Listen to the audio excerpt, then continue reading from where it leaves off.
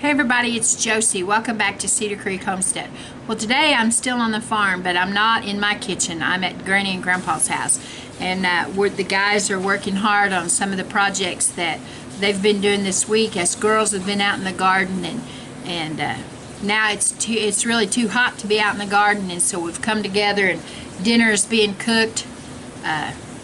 For a lot of you, that's lunch, but it's dinner here. And we've got beans and cornbread and fried potatoes, and I think cabbage and kraut and weenies, and we'll have iced tea, and I'm getting ready to make a dessert here, and I thought you guys might like to see it. It's super simple, but I guarantee if you take it to a church dinner or a family dinner, people will ask you for the recipe, and it's super easy. It's banana pudding, and it is very rich and very good, and people will think that you've spent a long time on it. And we're going to get started here, and I'll put the camera down so you guys can see what's going on. This banana pudding is super easy to make, and this is one that you can have the ingredients on your shelves and be able to prepare it at any time, except for the bananas. And you may have to go to town and get your bananas unless you live in an area that grows bananas, and I live in Oklahoma, so that's a no for me. But anyway, what you're going to need is vanilla pudding, and you can make vanilla pudding homemade. You can make the instant pudding is what I'm going to use today, or you can use the cook and serve. It doesn't matter, but you probably need to let the cook and serve completely cool before you add your other ingredients to it, like your bananas. So you can use one large box of vanilla instant serve pudding, or today I'm going to use 2 boxes of the small, and that'll equal the same. You're going to need milk, and don't use almond milk, use regular milk. And you're going to need a tub of Cool Whip.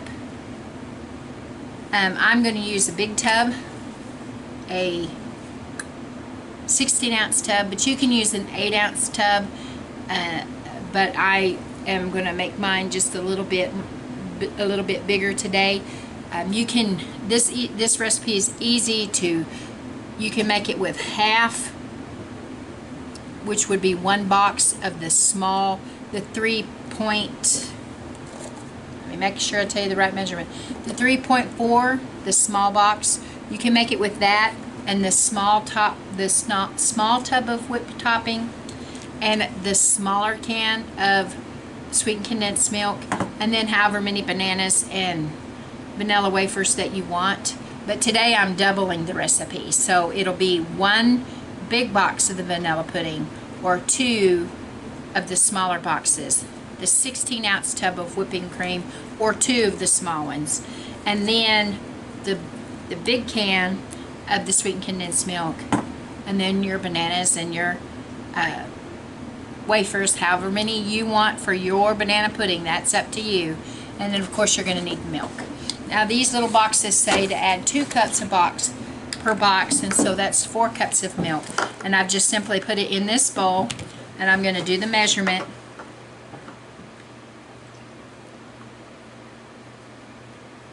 And get that in there. And you're just going to make your pudding like you normally would. Now, because this is instant, I don't have to wait for it to cool before I use it, so that's my preference when I'm making something like this, because usually if I'm making this, I'm making it to take to someone else's house or to a church dinner. Howie and I didn't keep it at the house because it's too sweet for us to have. We're not really supposed to have it. And then, now that it's me and the kids, Blade doesn't like banana pudding and Cheyenne doesn't like bananas, so I have to take it to family dinners or church dinners because no one else will eat it. And so all you do is get your vanilla pudding mixed up. You know, some people will make a banana pudding to take to church or to, you know, have at their own house, and I can always tell if it's just pudding and they've mixed it up, and there's not anything wrong with that, but this particular recipe just kind of takes that over the top and makes it special. Now this is not going to be, you know how you'll see a bowl of pudding? This is how I always know. A bowl of pudding that someone has made, a banana pudding, and it's really, really yellow. I usually know that all that is banana pudding and the wafers and the bananas, and they haven't mixed anything else with that.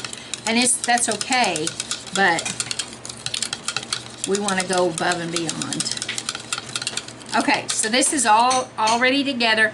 You don't have to wait for it to get thick like you're going to pour it into a pie crust or anything like that. That's thick enough because I'm going to add other ingredients to it, so it's going to change it some. And the first thing I'm going to add is the can of sweetened condensed milk. And I don't have to worry about trying to find Granny's can opener because this is one of those pop tops. And you just pour it right in there with the with the vanilla pudding. I keep saying banana, but the vanilla pudding.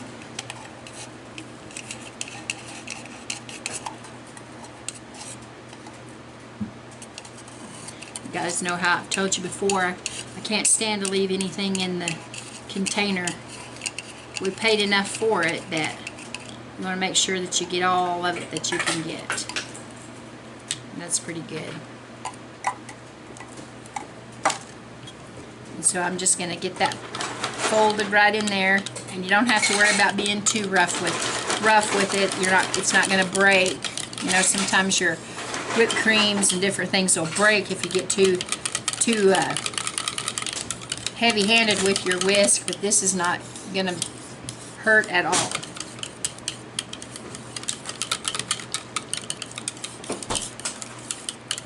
So you can see that this is the consistency that you have right now. Then we're going to cut our Cool Whip into it.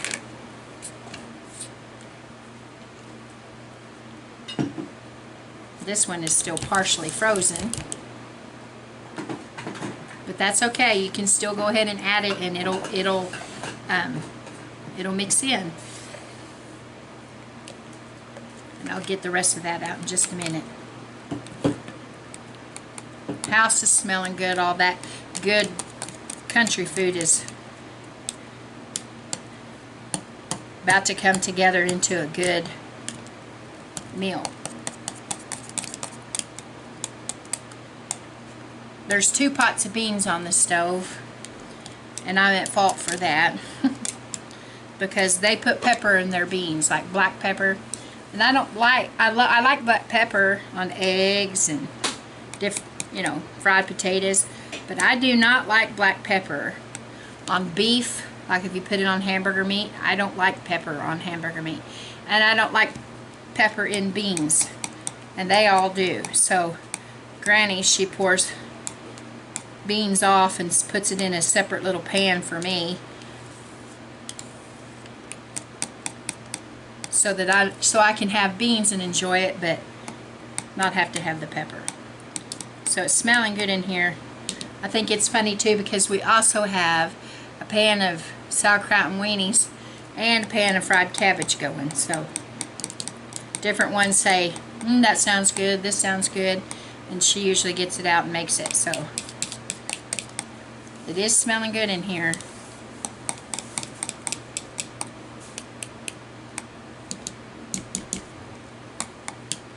Now, this is starting to look really, really good. And I can get the rest of this mixed in there. Good to the last drop. Now, the next thing that we add is the bananas and the wafers. And there's not really a measurement on that.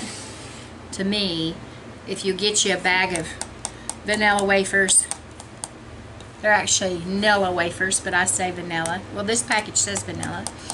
But if you get your vanilla wafers and get you 3 or 4 bananas, you'll have plenty for this. Now, as you make a bigger recipe, and I have made this recipe a lot bigger, taking it to a church dinner. And as long as you are pretty good about doubling all the stuff, the recipe will turn out good. I have made this recipe using 2 of the bigger boxes of vanilla pudding, the big whipped cream, Cool Whip, whatever you want to call it, and 1 of the sweetened condensed milks, and it still turns out good. So this is a very forgiving recipe. It's a rich recipe, but it is really, really good. Okay, so you can see, well, let me get that for you so you can kind of see the consistency now. So it's starting to come together and it's getting that thick, yummy taste to it. And next thing is the bananas and the wafers. And I just peel my bananas.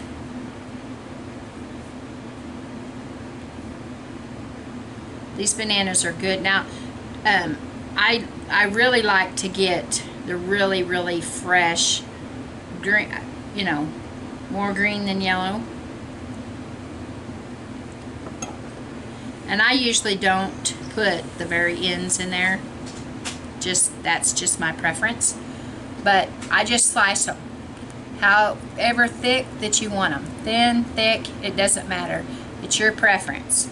This part of the recipe, you're just gonna slice your bananas up in there. This is one of those recipes too, is you add your bananas and you add your wafers, you're making your recipe stretch further and you can feed more people with it. That may be something that in the future, not that we'll have, you know, if everything goes to pot, it's not that necessary that we'll have banana pudding, but if you have recipes that you can stretch, pasta is one of those. If you have people in your family that likes pasta, and most people in our family do, Papa Tex and I think Howie's sister Tina, I don't think she likes pasta, but the rest of us do. And pasta is something that's really versatile, and you can change the recipe 100 jillion ways and stretch it.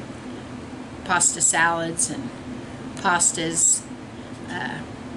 We like macaroni and tomatoes.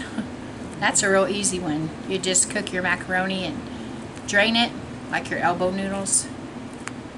Elbow noodles is our favorite way, but you could use other pasta too. You could use shells, but elbow noodles and tomato sauce is delicious. Simple, very simple, but it's delicious, and you can stretch your family's meal by adding a little pot to the dinner table. Like Granny has the dinner today, just adding a few little simple things. Like, you guys can't see it, but in front of me on the table here is peppers, and the girls like to put pepper juice on their beans, and we have a can of beets, and you know, sometimes there's cottage cheese on the table, and we won't have bread today because we've got cornbread, but you know, there's homemade strawberry jelly, and there's butter, and you know, all that stuff will work to stretch your meal when you're feeding a lot of people.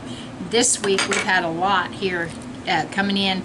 Let's see, there's been me and Blade and Cheyenne, Granny and Grandpa, and my niece Callie, Tina and JT, Howie's sister and her husband, Howie's other sister Nada and her husband Steve, and their son Brock, and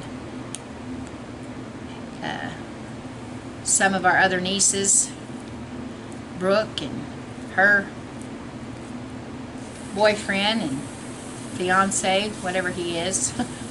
They've all been here, and so it's been important to stretch the meals. And if you'll do that, if you'll have all these little things, then that'll stretch your meal. Okay, so now you can see that I've got I put 4 bananas in this, and I'm also going to put the vanilla wafers in there. Now on the vanilla wafers, I don't put the entire bag because I'll show you what I do with, I probably put about half to 3/4 of the bag in the pudding. And then I use the rest in another way, and I'll show it to you. It makes the pudding really pretty, especially if you're taking it like to a family reunion or a picnic or a church dinner. Now here, they won't really care if it looks that way, because once you put your first spoon in, it doesn't really matter, but I'm still going to make it the way that I always do so I can show you guys. Okay, so I've got the nanners in there. And now put the wafers. Now this is real technical how I do this, so y'all pay real close attention. Ready? I just dump them in there. And that's about how much I have left in the bag. And I'll show you what I'm going to do with that. So I just, you know, play Dunkaroo. I just stick them down in there. And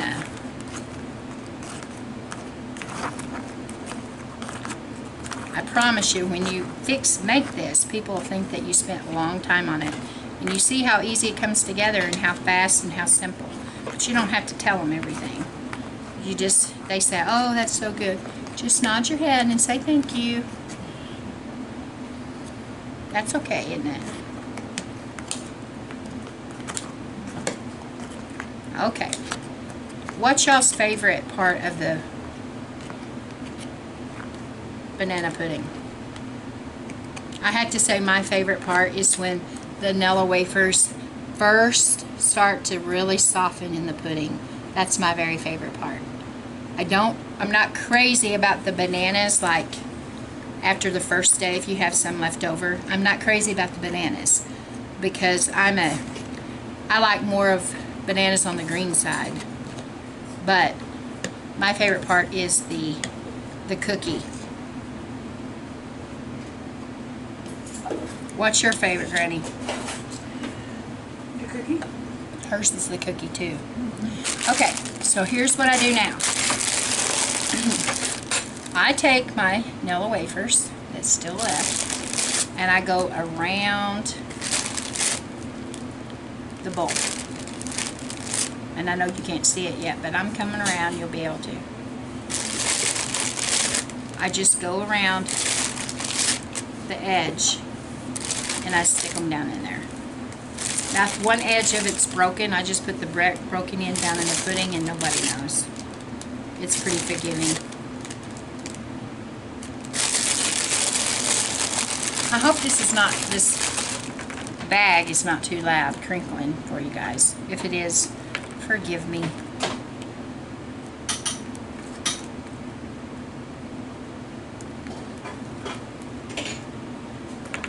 Okay, so we're almost all the way around.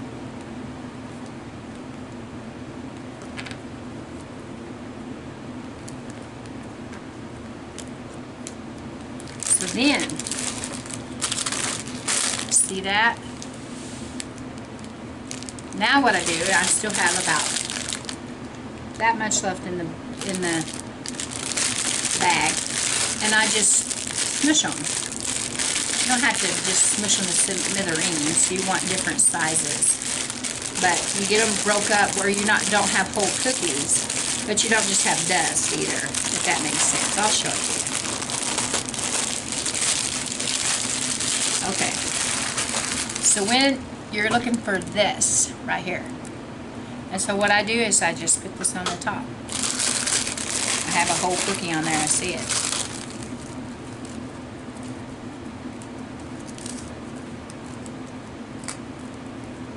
And if you get one, we'll put it off the side. We may have to taste.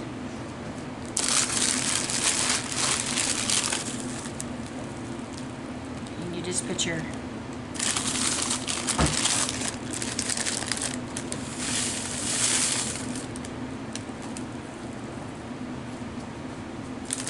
that easy. And so then we have a really pretty banana pudding. It's nice and cool for the summertime, and it's good to take to family dinners and for church functions or barbecues. 4th of July is coming up. This would be perfect to take, nice and cool. So I'm gonna get my area cleaned up and see if Granny needs any help, and we'll enjoy this after our dinner if we're not too full. This is Josie, guys, with Cedar Creek Homestead. And until next time, I love y'all. I hope you're doing okay. Stay hydrated. It's hot. It is in Oklahoma anyways.